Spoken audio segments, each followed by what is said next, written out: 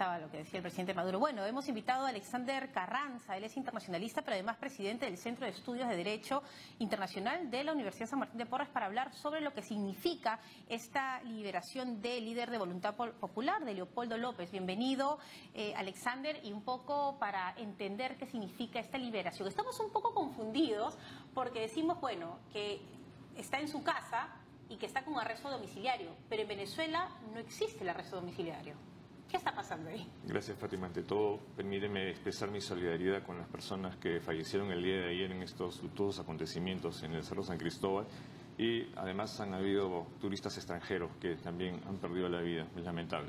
Yendo a tu pregunta, efectivamente hay múltiples posiciones respecto a la liberación de López. Hay como 5 versiones, ¿no? Así es, y todos del más alto nivel gubernamental venezolano, lo cual nos quiere decir una conclusión, que esto fue una salida desesperada para desinflar la protesta ciudadana cara a los plebiscitos y a la consolidación de la posición de la oposición venezolana quiere manifestar en los próximos días de julio. Es impresionante porque, por ejemplo, cuando uno va al Tribunal Supremo de Justicia, lo que dicen que es un arresto domiciliario como medida humanitaria, pero acá ya estamos viendo que no existe en Venezuela. El defensor del pueblo ha dicho que es por problemas de salud que se le está dando esta libertad. Y es impresionante porque no hay una sola voz. Y claro, el presidente Maduro ha dicho, yo no tengo nada que ver con ese tema.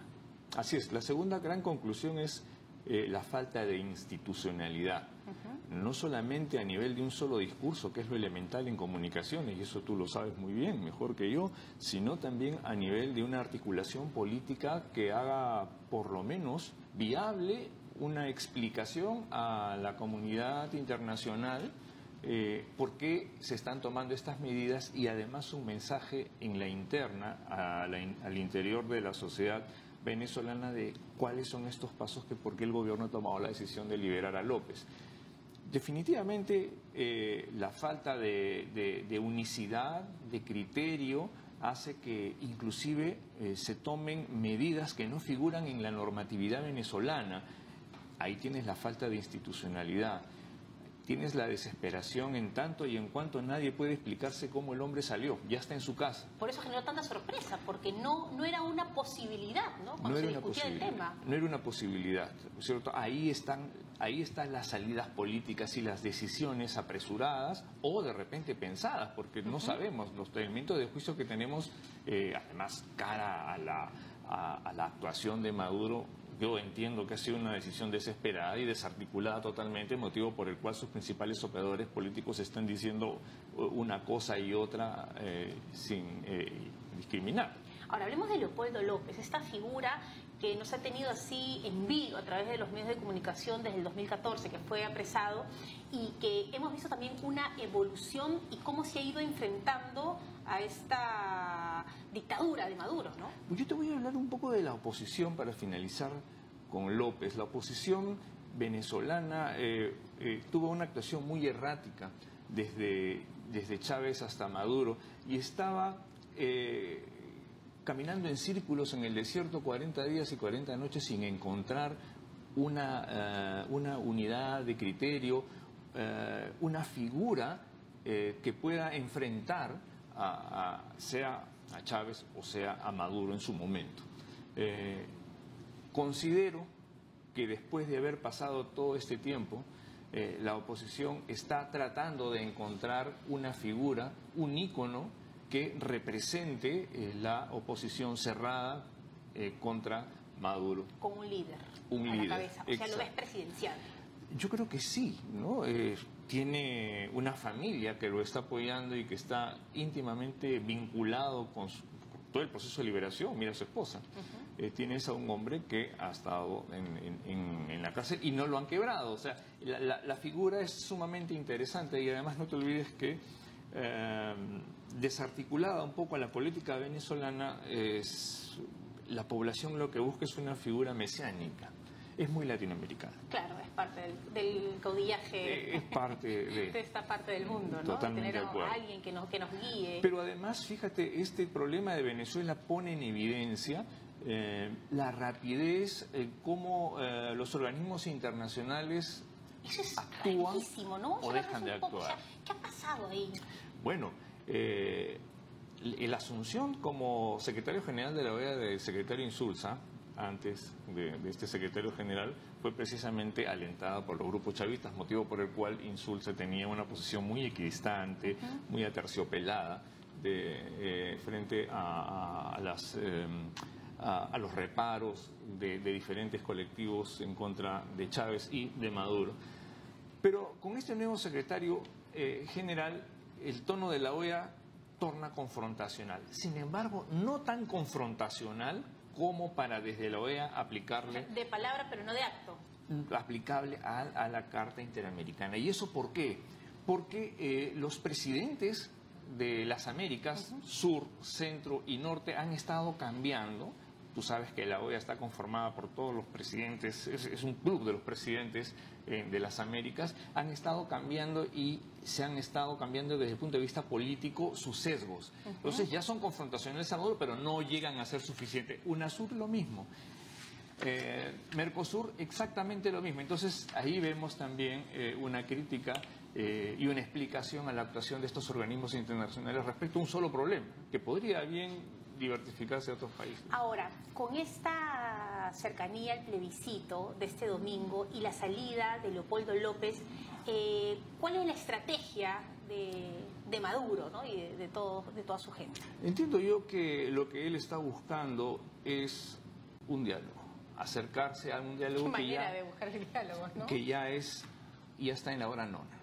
O sea, ¿Crees que ya sería el fin de esta...? Yo creo que sí, porque ya inclusive la internacionalización inicial, bueno, la que Maduro trató de escalar el problema suyo, ya pasó. ¿Por qué? Porque los incidentes en el Congreso venezolano deslegitiman totalmente al régimen. Entonces, cosa terrible. Cosa espantosa. Ni Rusia, ni Irán, ni ningún país... Era como quitarse la careta, eso somos de verdad, eso es lo que queremos. Gracias, eso somos de verdad. Entonces, claro, ni siquiera poder internacionalizar el problema y victimizarse como lo había estado viniendo haciendo. Acá nosotros poníamos, por un lado, cómo se celebraban los 206 años de independencia en un orden perfecto, y al otro lado estas escenas brutales, sangrientas, que uno decía, esto no puede seguir pasando. Exacto, estamos hablando de un país quebrado, ¿no? Un país desinstitucionalizado, un país que... cuando todavía no llegamos al punto cero. O sea, el punto cero es cuando nuevamente Venezuela comience a reencontrar sus caminos, sus líderes, sus instituciones. Esto va a demorar muchas generaciones. Ahora, legalmente, ¿qué va a pasar? Porque, claro, el organismo electoral no está ayudando a lo que va a ser este plebiscito del domingo, y cuando uno le pregunta, pues, a los que están como parte de la organización, dicen, bueno, acá van a escuchar al pueblo, pero ¿qué podría pasar? Nosotros sabemos que va a ser esto multitudinario, pero legalmente, porque lo que quieren es la libertad, volver a la Constitución y, por supuesto, que se instaure la democracia, es lo que se está buscando con este plebiscito. Estos procesos históricos, si bien es cierto, tienen un marco legal, la manera como buscan un cauce es político. Acá está visto que la Constitución no se ha respetado, las normas realmente son creadas, inventadas o ignoradas. Acá estamos hablando de un puro y duro acto político, de reafirmación de la democracia, de hacerle sentir al régimen el respaldo popular a través de sus líderes políticos y refundar la República. Eso es lo que cabe. Ahora, ¿el precio es más sangre o detenemos ahí el tema?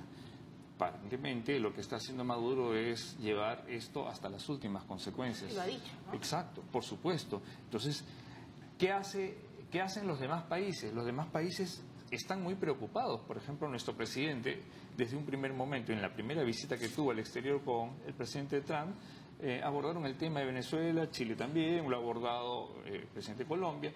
En nosotros el problema no solamente lo vemos de palco, lo sentimos. La inmigración venezolana al Perú cada vez es más creciente y preocupante, y los recibimos con todo el aprecio del mundo. Sin embargo, ya ves tú que hay estos procesos donde las personas tienden a salir por el miedo, por el pánico, y nuestros países, por supuesto, tienen esta labor humanitaria de recibirlos con todo el apoyo. pero ya estamos recibiendo nosotros estos primeros consecuencias de un régimen de esta naturaleza.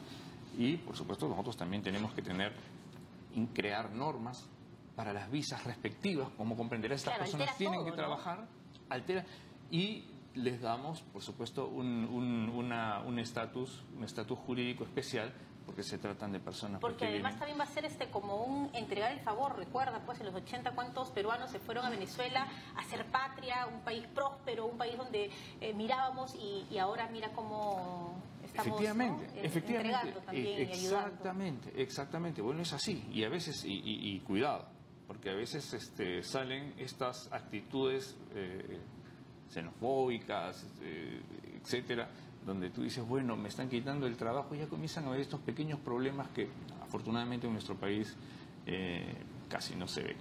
Por la razón, los hemos recibido los venezolanos con un aprecio y el cariño que corresponde ahora, a un país. ¿qué es lo que tiene que hacer legalmente Leopoldo López? O sea, se queda tranquilo, ya su esposa ha denunciado que fue torturado durante la época de que ha estado encerrado. Porque claro, si no existe el arresto domiciliario, o sea, yo tengo derecho a qué, o sea, ¿hasta dónde puedo opinar? ¿Puedo dar entrevistas? ¿Puedo relanzar mi partido político? ¿Me tengo que quedar en silencio? Legalmente, ¿qué pasaría con su situación? Bueno, empezando que no está definido cómo salió.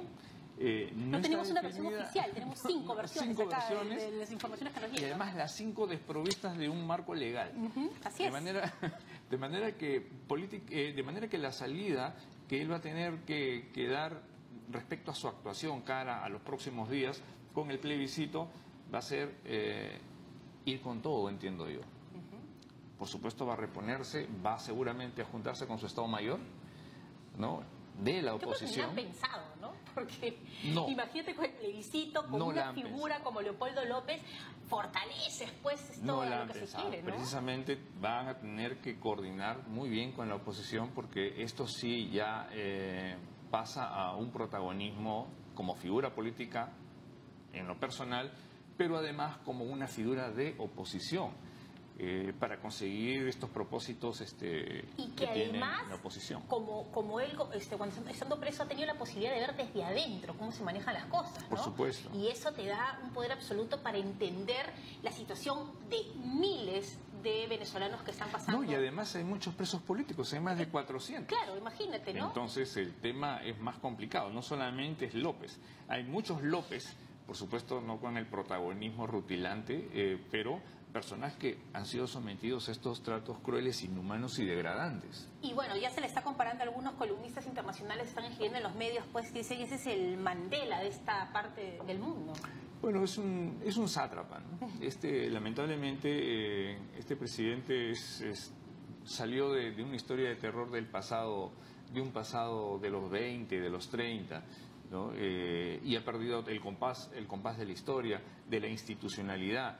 Tienes a países que están junto con él, como Colombia, como Perú, como Chile, que son tratan en la medida de lo posible de trabajar sus institucionalidades, y él precisamente ha saboteado todo lo que significa una ingeniería jurídica, todo lo que podría significar. Venezuela es un país rico. Y fíjate las condiciones precarias en las que encuentra su población. Felizmente que no tenemos tecnología para saber lo que realmente pasa, ¿no? A través de las redes sociales que uno se va enterando, porque si no, la historia hubiese sido otra. No hubiéramos visto solamente el otro lado de la pantalla, donde todo estaba perfecto, donde todo iba en armonía, y no nos enterábamos de... Además, fíjate el mensaje del caso Venezuela a las Américas. ¿Cuál es el mensaje? O sea, podemos hacer lo que nos dé la gana y nos van a...